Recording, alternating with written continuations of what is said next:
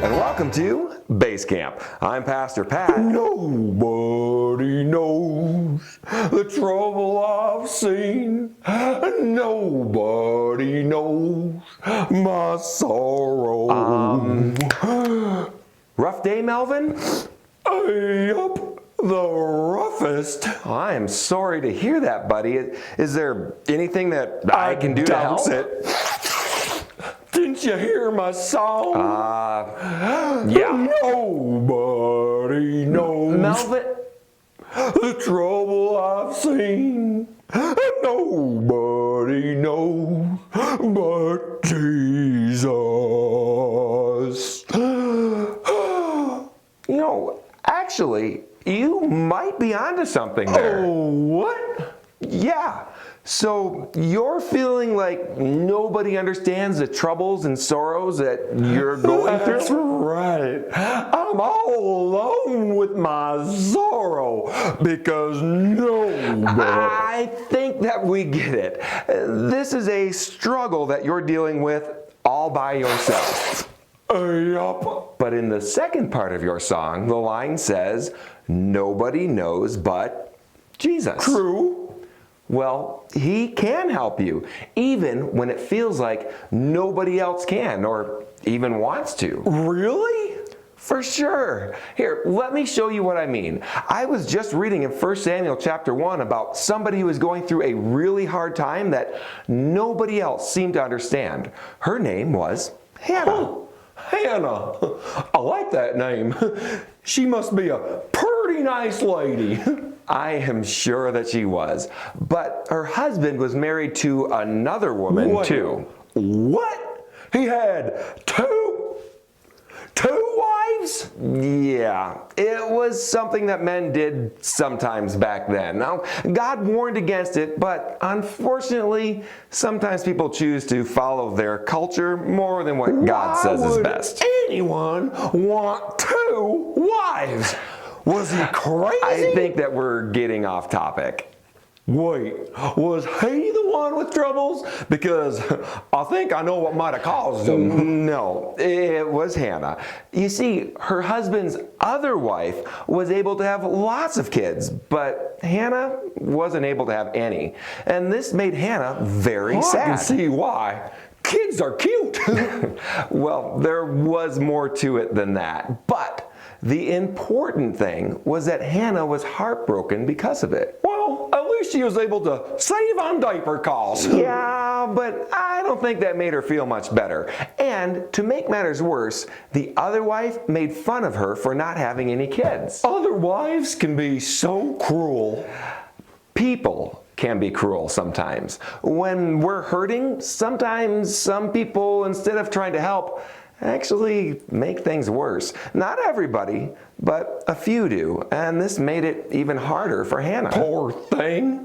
I could lend her my song to sing if that would help. Nobody. You kind of sound like her husband. He tried to cheer her up, but he just didn't know how to do it. And he told her that he didn't understand why she was so sad and said that being married to him was better than having 10 sons. Well, he's probably right. Think of all the diapers she'd have to change if she had 10 kids.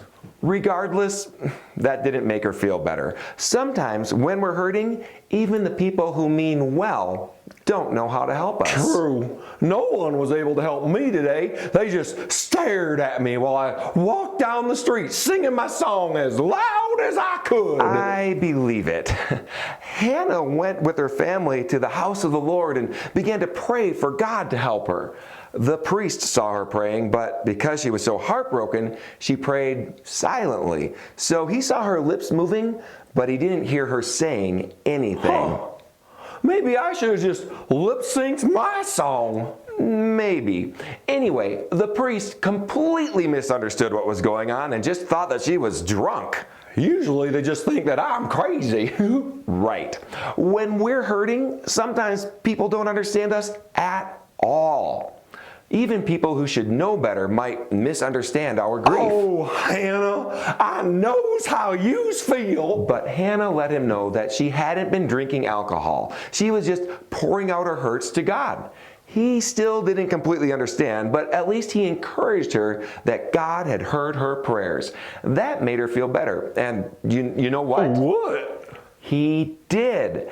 God blessed her, and she ended up having a baby and named him Samuel. She even had 5 more children after that, 3 sons and 2 daughters. Wow. The point is, there are going to be times when we're hurting and no one is able to help us to feel better. Some might make us feel worse, some might not know what to do to help, and others simply won't understand. But God is always there. We can always go to Him, and He is always able to help.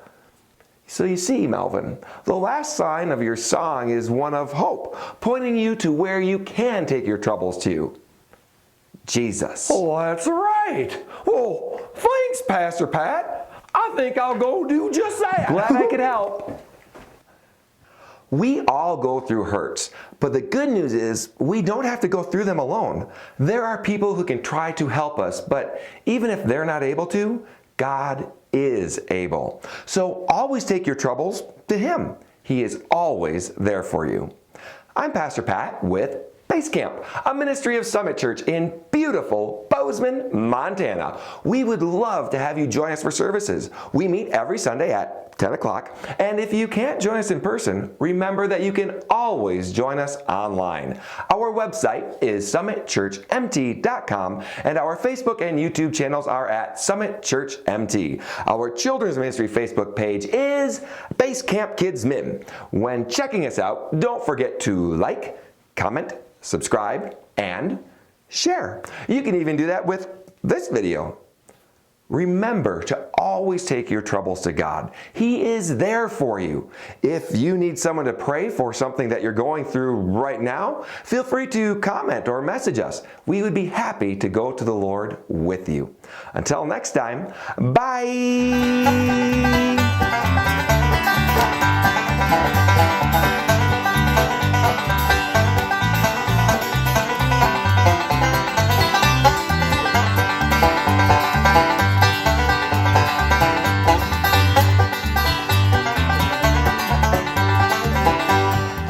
Melvin, glad to see you again. Listen, I'm sorry. I should have asked when you were here earlier, but I would love to help you with whatever you're struggling with.